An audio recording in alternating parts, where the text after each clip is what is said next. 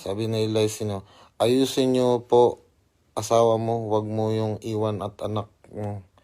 Aanin nyo pa ang gwapo at pera sa mundo kung wala naman matinong pamilya, right po? Hopefully po, paging okay na po kayo ni Ma'am China. No comment. No comment ako dyan. Alam nyo, wag na lang kayong, sana wag nyo na lang, paano ko ba sasabihin ito? Hirap kasi magsalita eh. Alam nyo yun. Mahirap magsalita tungkol sa relasyon namin ni China. Hindi nyo kasi alam yung storya na totoong nangyari kasi talaga eh. Ako hinahayaan ko lang kasi yung mga tao na hinuhusgan ako kasi ayoko na lang din magsalita kasi hirap na magsiraan pa kami dito sa Facebook, di ba? Kaya nananahimik na lang ako tungkol sa issue. Pero ako, sinasabi ko sa inyo, hindi ako masamang ama. Ako hindi ako natatakot na husgan ako ng tao kung anong sinasabi ng mga tao sa akin. Kasi alam ko naman yung totoo. Alam ko yung totoo. Hindi ako nasasaktan sa mga sinasabi ng tao kasi kilala ko yung sarili ko. Kahit sabihin nyo pa sa akin na iniwan ko yung pamilya ko, hindi ko iniwan ang pamilya ko. May malalim na rason doon kaya kami naghiwalay ni China. Kaya sana, yung iba, lalong-lalo na yung mga naninira ng mga chinatics, tigil-tigilan nyo na kami sa mga comment nyo. Kasi wala din kayong mapapala. Puro na lang kayo panira. Kami nagpapasaya lang kami ng mga tao dito. Hindi ko alam kung sino talaga ang gumagawa ng drama kasi ako. Hindi ko gawain na gumawa ng drama sa social media. Ang ginagawa ko lang dito, nagpapasaya lang ako ng tao. Yung iba lang, wala na ibang magawa kundi manira, magkalat ng video. Mag-upload na lang ng video, di pa full.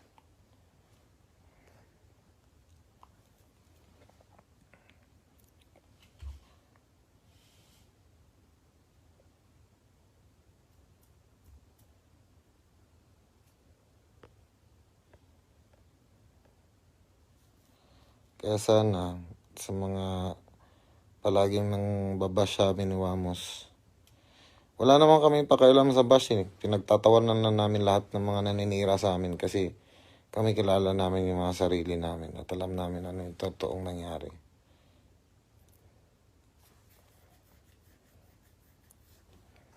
Oo, masaya naman kami. Wala kami pakialam sa panghuhusga ng tao.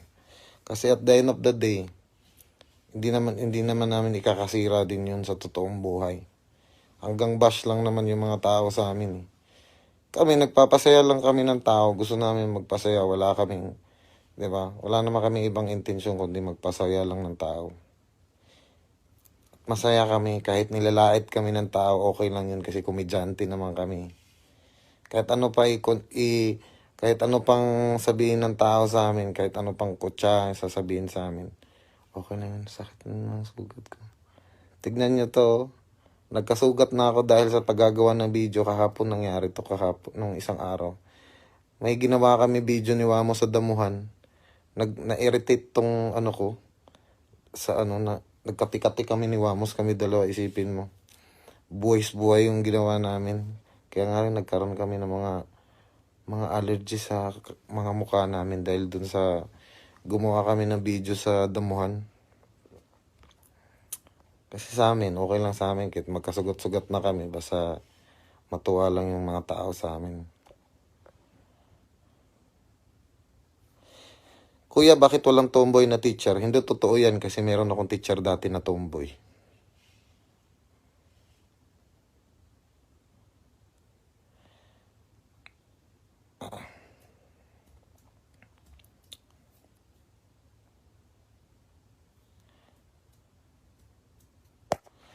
Sabi ni Ate May, alam mo Ate May, mali mo din kasi ikaw nagpapakalat ng video. Nag-comment ngayon sa Ate May, ito kasi nagpakalat ng video namin. Alam mo Ate May, sasabihin ko sa'yo, wala yung ginagawa mong pagkakalat ng video namin na dito nangyari sa kwarto na yon. Itong kwarto na to. Dito nangyari yun. Hindi nyo kasi alam yung totoong istorya eh. Ito, ito lang ang sasabihin ko sa inyo ha. Ito lang, paano yung nakapasok dito? Kung mismong pintuan ko, tignan mo, ano ang lock ng pintuan ko dyan.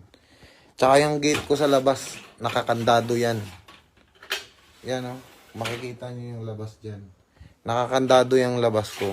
Hindi nyo ba naisip bakit nakapasok siya dito? Yun lang ang iisipin nyo ba?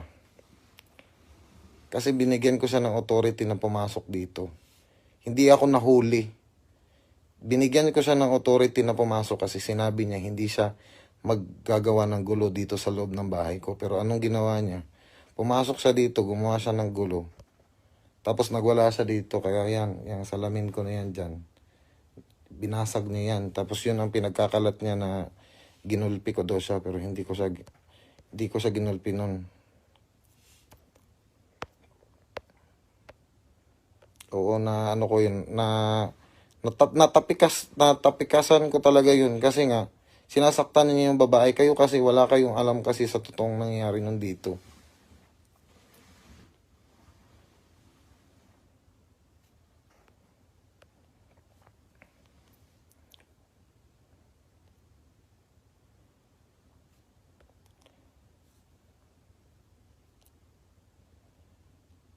Hindi nyo kasi alam yung totoong nangyayari, Timmy. Tsaka alam ko ang mga chinatics ang nagkakalat ng video nun. Meron kaming ebidensya na kayo mga chinatics ang gumagawa lang ng page na yun para ikalat yung video. Pero kami wala naman kayong pakialam. Bahala kayo, magpakalat kayo ng video kasi alam namin sa mga sarili namin na wala kaming ginagawang masama. Matagal na kaming wala ni China. Bibigyan pa kami ng issue na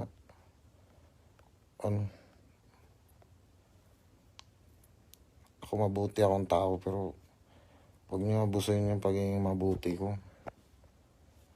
Nakikialam kayo sa gulo ng ibang relasyon, hindi nyo alam yung totoong storya nangyari.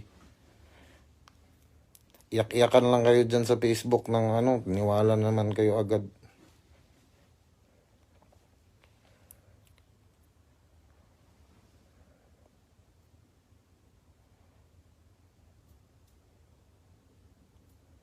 Kaya nga, masabi ni Lods, no need to explain yourself to them. Oo nga. Okay lang yun. Kasi sila lang naman yung gumagawa ng kasi. Sila ba? Gumagawa sila ng brawl sa social media para uminit na naman yung pangalan ko. Alam ko naman gusto nyo akong pabagsakin eh. Gusto nyo akong pabagsakin kasi gusto nyo mawala yung karir ko. Okay lang yun. Trip nyo naman yun eh. Hindi ko naman babasagin yung trip nyo kung ganun. Ako, gumagawa lang ako ng video dito. Nagpapasaya lang ako ng tao. Kayo, kung yun ang trip nyo, gusto nyo ako pabagsakin, sige, pabagsakin nyo ako. At the end of the day, kahit pa sabihin nyo makulong ako, anong mangyari sa akin, alam ko pa rin yung totoong nangyari.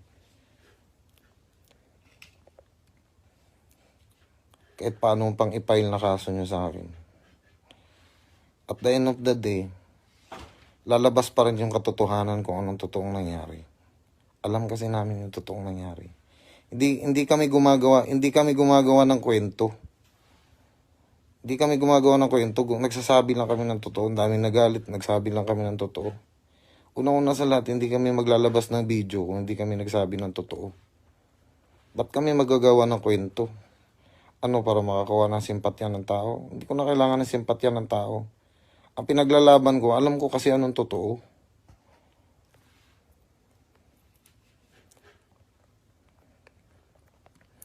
Kaya ako pinagtanggol si Kay Domingo kasi walang ginagawang masama yun. Gets nyo? Wala kasing ginagawa yung tao na masama eh. May ginawa ba yung tao na masama? Wala naman eh.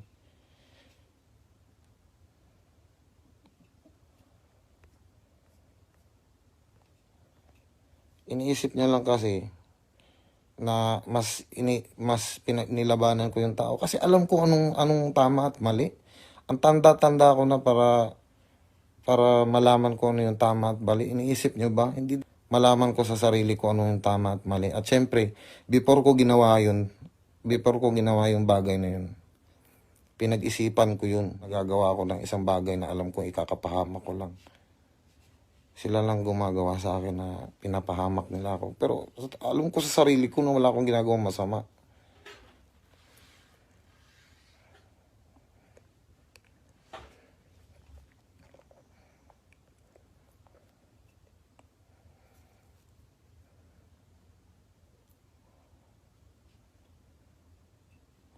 Yung mga tao na ninira dyan, puro yan mga sinulsulan ng mga kasinungalingan ng mga Ako hindi ako nagsishare kasi nga gusto kong privado. Siyempre, nanay pa rin ng anak ko yun kahit papano. Minahal ko pa rin yun kahit papano. Kaso nga lang, mas marami nga siyang ginawa sa aking mali. Pero sa totoo lang, mahal ko yun. Hindi nyo lang alam. Yun nga, sasabihin niya sa akin, bakit hindi ko pinaglaban? Siyempre, dami na niyang ginagawang mali. Dami na niyang ginagawang hindi tama. Kailangan i-tolerate mo pa, di ba? Anong gusto niya? Magtiis ako? Magsaper ako sa ginagawa niya?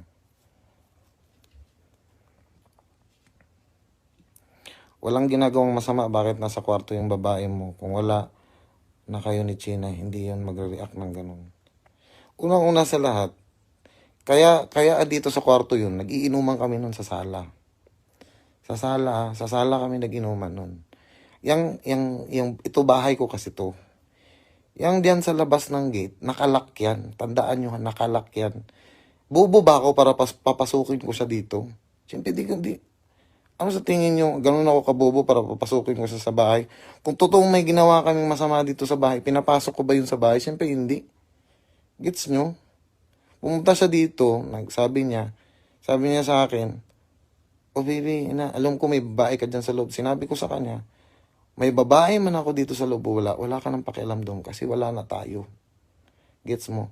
Nangingi siya ng sa akin, sabi niya, hindi, papasukin mo naman ako sa bahay mo, ganyan, gusto kong pumasok, kausapin lang kita. Promise, sabi niya gano'n na, promise, hindi ako maghahanap ng gulo. Yung araw na yun, sabi niya sa akin, promise, di ako maghahanap ng gulo. Kaya pinapasok ko siya. Pero, before siya, habang kumakatok siya dito sa gate, si Kay, pinapasok ko dito sa kwarto. Sabi ko, doon ka lang sa kwarto. Kasi baka maghanap ng gulo to kasi may iba tupak man pag Yun nga ginawa niya. Naghanap nga siya ng gulo dito. Sinabunutan niya yung babae na wala namang kasalanan. Hindi nga lumaban yung babae sa kanya eh. Tapos ang ina-upload pa nila na video, ang ina-upload lang nilang part, yung nasapok ko siya.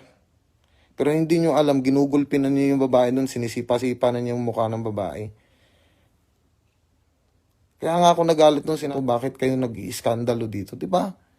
Bahay ko to eh. Ba't kayo gagawa ng skandalo dito? Binibidyohan pa nila ako dito. Dito, kwarto na to, dito nangyari yun eh. Anong sinasabi niyong ako pa ngayon yung gumagawa ng mali? Hindi ako kahit ano na lang kasiraan ng pinagagawa ng grupo ng mga genetics na yan. Kayo kung totoong fan kayo, sumuporta lang kayo, huwag kayong manira. Kasi hindi nyo alam yung totoong nangyari. Hindi nyo naman alam yung mga pinagdadaanan namin. 4 na taon kami magkasama nun. Kayo, magkasama ba kayo ng 4 na taon nun? Sasabihin nyo sa akin, nanggugulpi ako ng babae. Kailan mo ako nanggugulpi ng babae? At bakit ako manggugulpi ng babae? Isipin nyo rin yun. Ba't ko naman gugulpihin yun? Tapos yung mga pasa niya dito sa braso. Ano yun? Sinuntok ko sa braso? Ang klaseng gulpi yun. Everyday, 24/7, marami akong kasama sa paligid ko. So lahat ng nangyaring, kung sinasabi niya, lahat ng sinabing ginulpi ko siya, may kasama ako palagi. So imposibleng ginulpi ko siya. Yan lang isipin nyo. Paano ko siya magugulpi? Na palagi may kasama akong tao sa paligid ko. Naniniwala ba kayo palagi kami magkasama dalawa? Kahit saan ako magpunta, may mga kasama ako. Kasama ko ang videographer ko, kasama ko yung crew ko. Hindi nawawala yan kasi isang team kami dito sa bahay. Paano kami magsusuntukan nun? Daw isipin nyo. Kahit nga nung nangyaring ano dito, may kasama nga siya eh. Isipin nyo rin yun. Hindi naman siguro kayo ganun kabobo. Tapos makakita lang kayo ng video, kinakatkat na yung video. Maniniwala na kayo dun na ako pa yung nanggulpi, ako pa.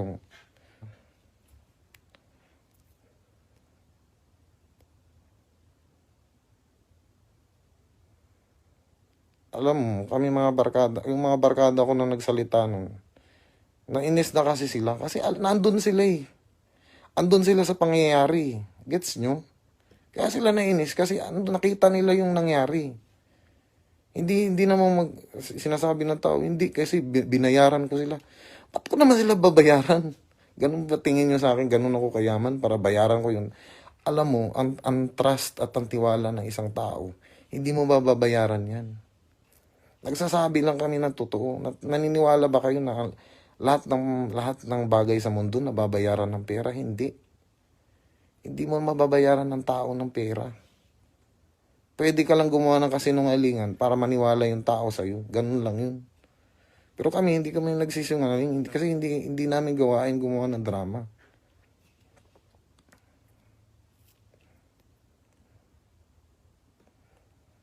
Tsaka tandaan nyo, mahal ko yung anak ko.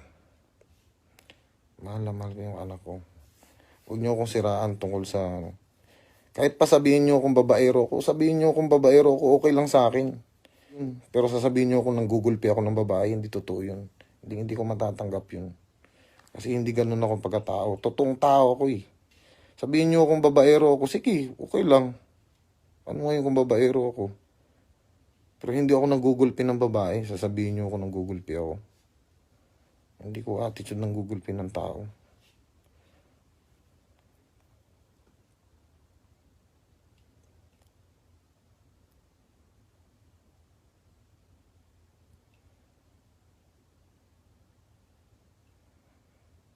Pero wala kang karapatan. Wala talaga akong karapatan. Hindi naman talaga ako nananakit. Hindi nyo lang kasi alam ano din ang level na nangyari nun before nagawa yun. Sabihin nyo, wala kang karapatan para manakit ng babae. Oo, totoo yun. Masama manakit ng babae. Alam ko yun. Kasi hindi ako pinalaki ng magulang ko para manakit ng babae. Kayo dapat nyo isipin din yun. Kaya ako lang nagawa yun kasi sobrang mali na yung ginagawa niya.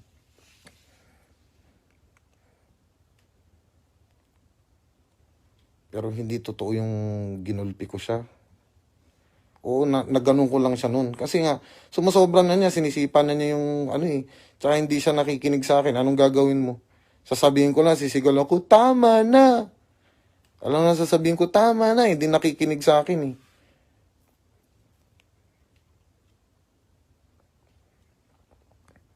Bahala siya mag-live siya dyan. Hindi niya pa rin alam anong totoong nangyari dito. Sabihin niyo sa akin na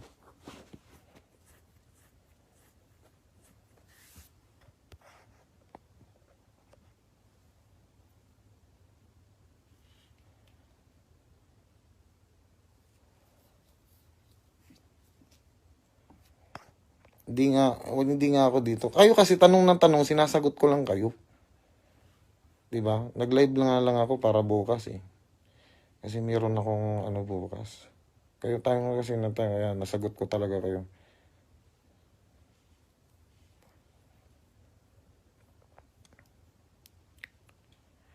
Boss, team bashers are made for you to be strong. Oo, totoo yun.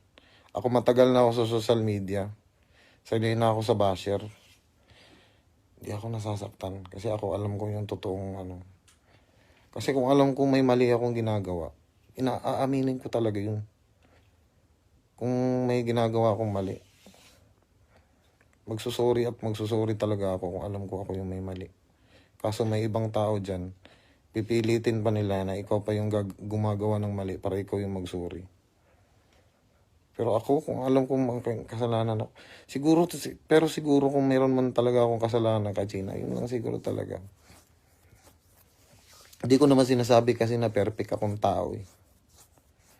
Pero alam ko talaga sarili ko, hindi ako masamang tao. Hindi ako nananakit. Siguro nasaktan ko siya. Dahil sa pinagagawa din niya yun sa akin. Sobra na yun eh. Sinabihan ko nga dati na di siya deserving na maging sikat kasi ginagawa niyang yung social media para ano ng tao.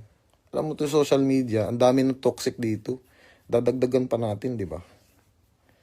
Toxic na nga mga tao sa social media, dadagdag ka pa. Sana nagpasaya ka na lang ng mga tao, ganun na lang yun, di ba? Para masaya na lang tayo lahat. Set aside na lang yung mga kadramahan sa buhay. Dami pang drama ng iba dyan. Tapos kayo nga sa sarili nyo, sa mga pamamahay nyo, may mga sarili nga kayong problema sa pamilya nyo. Marami tayong klaseng problema kasi. Tao lang naman kasi tayo. Kahit sabihin mong sikat kami. Oo, sikat kami pero normal, namumuhay kami, normal na tao lang kami. Kinakain namin araw-araw, hindi steak. Kung anong kinakain nyo sa bahay nyo, ganun din kinakain namin. Kung gaano kabaho yung tae nyo, ganun din kabaho yung tae namin. Wala kaming kaibahan sa normal na tao. Kaya wag din kayong manghusga kasi normal na tao din kami. Minsan nagkakamali din kami sa mabuhay namin. Hindi lahat ng mga kinikilos namin tama. May mga ginagawa din kami minsan na mali. Pero hindi namin pinapakita sa mga tao yun. Kasi siyempre, more on entertainment lang naman kami. Nag-i-entertain lang kami ng mga tao. Pero hindi ako nandito para gumawa ng kadramahan. Tandaan nyo guys, wala ako dito para... Nakita naman siguro ginagawa akong video. Gumagawa lang ako, nagpapasaya ako ng tao. Kung nakikita nyo araw-araw, iba-iba kasama kong babae, hindi ko mga-girlfriend yun. Ka-collaboration ko lang yun. Nakikipag-collab lang ako sa kanila. Siya lang naman, di ba? Katulad ni Cardi. Dami nagagalit na naging partner ko si Cardi sa video ko. Iniisip nyo na agad, girlfriend ko si Cardi. Kasi Cardi is TikToker yun. TikToker siya, nasikat siya, nakitaan ko siya na potential as being a comedian. Sinama ko sa video, sabi ko, magpatawa tayo ng tao para maaliw naman yung mga audience natin. Tapos, sinabihan ko si Cardi na, sige, gawa natin na kunwari mag-partner tayong dalawa. Yun lang. Iniisip nyo na agad, kami ni Cardi, di ba? Minsan kasi ng mga tao, iba yung iniisip. Isipin agad, kayo na agad. Baka may kasama lang akong babae, kami na agad. So, ganun na ba talaga ako kagwapo? Panot na nga ako eh. Isipin nyo talaga, lahat na lang ng babae papatol sa akin. Hindi naman siguro. Sasabihin nyo pa sa akin, babaero ako. Bakit? Sa tingin nyo ba lahat ng babae papatol sa akin? Hindi naman ah. Kasi normal na tao lang din naman ako. Hindi lahat ng tao gusto ka. Hindi din lahat ng tao